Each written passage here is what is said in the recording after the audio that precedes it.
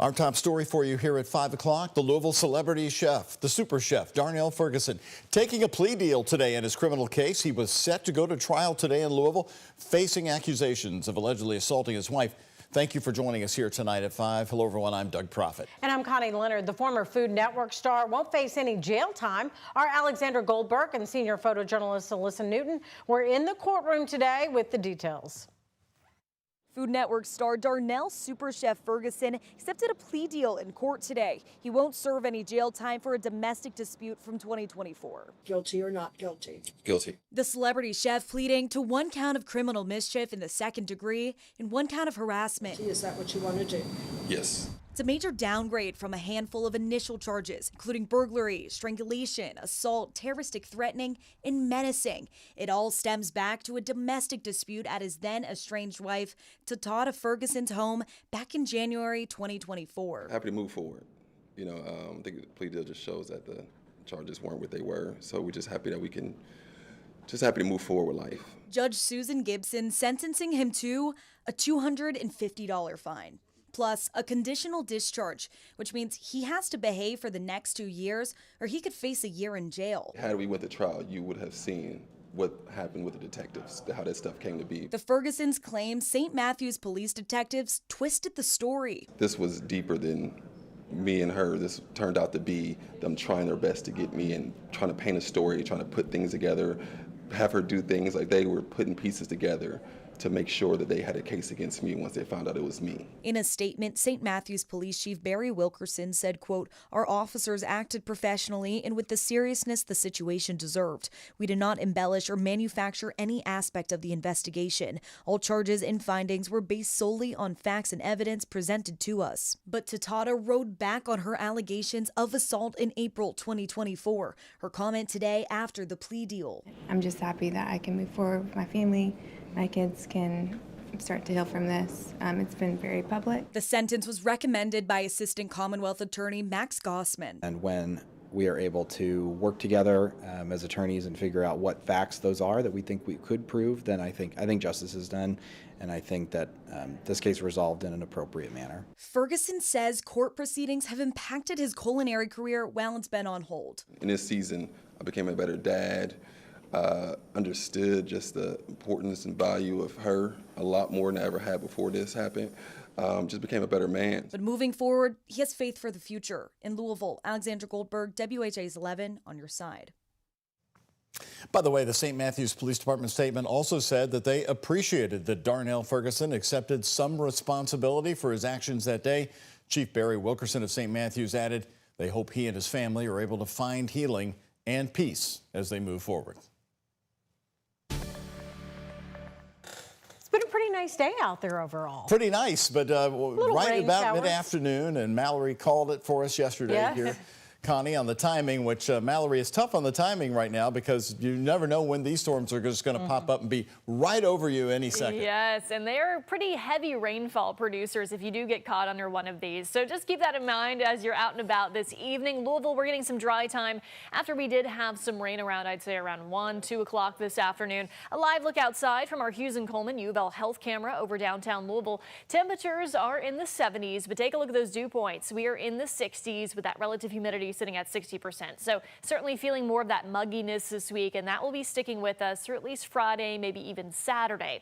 So as I mentioned, Louisville getting a break in terms of the shower and storm coverage, but just off to our west around Corydon, Indiana, definitely seeing some pockets of heavy rainfall there. Thankfully, no active severe thunderstorm warnings. We've only had one so far today around Madison, Indiana, and that was canceled pretty quickly because these lose their steam as they rotate through here. So primarily looking at a heavy rainfall threat at times, as well as some lightning and thunder. Additional scattered storms are developing down to the south around Mumfordville and Greensburg, and they're all lifting north at this time. So you can see some flood advisories that have already been issued just due to a quick inch or inch and a half of rainfall, maybe some ponding on the roads there. We'll hold this scattered chance through this evening, and then heading into tonight, we lose that daytime heating, and that rain coverage should really decrease, though of course we'll stay warm and muggy again tonight with overnight lows just dropping into the 60s. We'll talk much more about our storm chances throughout the rest of the work week. That's coming up in our 7-day forecast.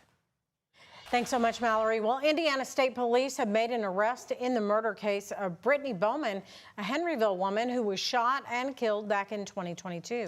Well, our Shane McAllister originally brought you the story about Bowman's mother's push for justice in this case. Tonight, WHAS11's Ian Hardwitt caught up with her today after an agonizing 2.5-year wait for this day. I feel like Derek robbed her whole life from her. Even before he murdered her, he took her whole life. Shawnee Goodman always thought Derek Pixley was responsible for the murder of her 29-year-old daughter, Brittany Bowman, in this Henryville, Indiana forest on Brownstown Road. The information was there, and it wasn't being looked for hard enough. The Clark County Sheriff's Office originally investigated the shooting but requested Indiana State Police pick up the case. There had been an argument domestic between the two in the days prior, and she was just trying to avoid him. Matt Busick, an ISP cold case detective, restarted the investigation from scratch. We had actually looked at some other people too and discounted them, and just there wasn't anybody else other than Derek Pixley. Here near the intersection of Brownstown Road and Country Lake Road, a neighbor told Detective Busick that Pixley was looking for Bowman the day before she was shot, and that Pixley also had a handgun with him. Then there's the night Bowman was shot, where Detective Busick says Pixley tried pinning it on another neighbor who let him borrow his phone to call 911. What followed the shooting was 89 days in the hospital. Bowman, shot in the head, had her mother by her side. This is just the beginning of the battle. And in death, Bowman's mother is still there, fighting for her. In Clark County, Ian Hardwitt, WHAS 11, on your side. Well, Pixley's arraignment is at 9:30 tomorrow morning in Clark Circuit Court. Goodman says she'll be there. And happening today, Louisville Mayor Craig Greenberg now proposing new funding to staff the MetroSafe 911 call center in downtown Louisville with medical professionals as well. The mayor says the staff members would determine the appropriate level of care needed when people call 911 with injuries. They may suggest self-care, primary care, urgent care, or an emergency room visit. Ultimately, the mayor says this would resolve more calls over the phone and free up ambulances to respond to the calls that actually require emergency care. It includes finding ways to take pressure off of ambulances, off of EMS, off of emergency rooms around our county, because sometimes those services are just not needed for a particular type run.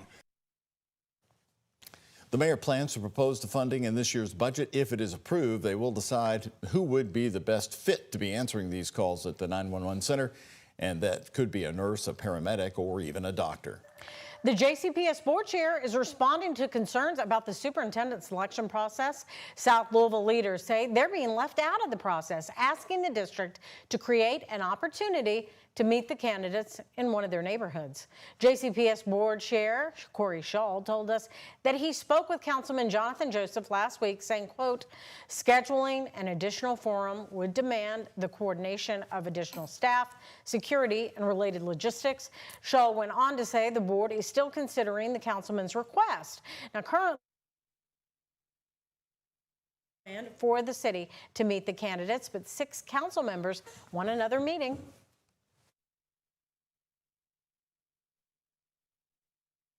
Well, we've got 150,000 residents in this area, several schools. We've got the elementary in back of us. I got a high school in the district, another elementary.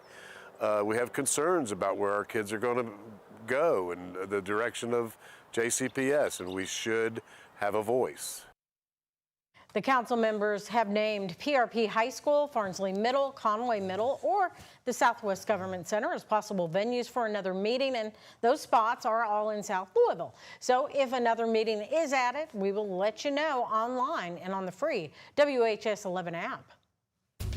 I don't understand, with all of the fraud, the abuse, everything that everybody's talking about going on, why did they target our kids? Several Kentucky families with special needs children are demanding answers after they were denied a Medicaid waiver covering thousands of dollars in critical treatment.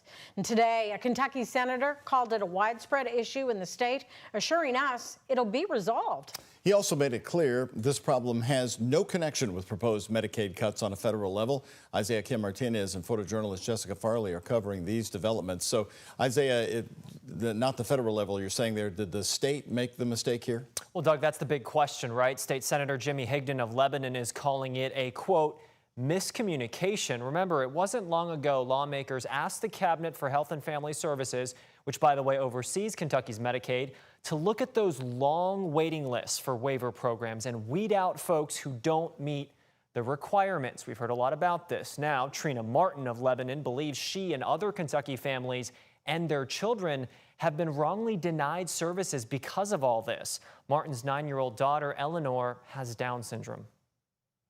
We were up at midnight the other night with her screaming, trying to go to the potty. And Mom was almost in tears too, because that's what we do. She needs assistance in the stuff that a lot of us take for granted. I love my state and I love my country, and I think it's amazing. And are there issues that need to be fixed? 100%. This is not restart. It's not at all restart.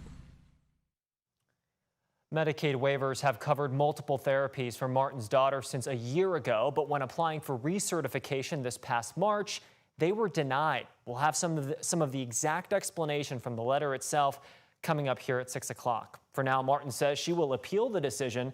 Senator Jimmy Higdon tells me he's working on the problem. I've also reached out to the Cabinet for Health and Family Services for a response to this issue. As of this newscast, I haven't yet heard back. Connie, Doug. All right, Isaiah, thank you. Meanwhile, on Capitol Hill, there were marathon hearings today over those massive proposed cuts to Medicaid.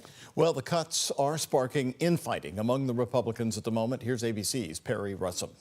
No one's going to get 100% of what we want. House Speaker Mike Johnson today working to solve Republican in-party fighting. I think we'll get everybody to yes. As their proposed cuts to Medicaid divide the party. Late Sunday, Johnson unveiling their plan to cut hundreds of billions of dollars to Medicaid, fueling concerns it would leave millions of low-income and disabled Americans without care. I continue to maintain my position we should not be cutting Medicaid benefits. Republican Senator Josh Hawley yesterday with an op-ed in the New York Times writing, if Congress cuts funding for Medicaid benefits, Missouri workers and their children will lose their health care and hospitals will close. It's that simple, and that pattern will replicate in states across the country. We are struggling with rural health care coverage. And, Republicans, we need to be making that better, not worse. Protesters today blocking the doors to one of the hearings on Capitol Hill where members of Congress dissect the proposed cuts, a critical piece of the big, beautiful bill President Trump has been asking for to fund his agenda. With the one big, beautiful bill, we can ignite the second Trump economic boom and improve the lives of millions of our neighbors back home. If the cuts are approved, it would go against what Trump said back in February. Can you guarantee that Medicare, Medicaid, Social Security will not be touched? Yeah, I mean, I have said it so many times, you shouldn't be asking me that question, okay? This will not be read my lips. It won't be read my lips anymore. We're not going to touch it. Senate Minority Leader Chuck Schumer says the cuts would slash Medicaid more than ever before. It's cruel, it's heartbreaking. Senate Democrats will continue to expose this devastating plan and fight for American families. Perry Russell, ABC News, Washington.